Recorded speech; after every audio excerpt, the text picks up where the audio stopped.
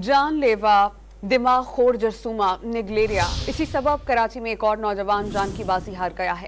محکمہ صحت سندھ نے کراچی میں رواں سال نگلیریا سے 7ویں موت کی تصدیق کی ہے۔ محکمہ صحت سندھ کے مطابق فیصل بیس کے رہائشی 23 سالہ محسن نگلیریا کے سبب جان سے ہاتھ دھو بیٹھا ہے۔ میرپور خاص سے تعلق رکھنے والے نوجوان کو ابتدائی طور پر بخار، سر درد اور خون کی الٹیاں ہوئیں، جس کے بعد اسے اسپتال منتقل کیا گیا جہاں وہ گزشتہ رات انتقال کر گیا۔ جان لیوا دماغ خور جرثومہ نگلیریا اسی سبب کراچی میں ایک اور نوجوان جان کی بازی ہار گیا ہے۔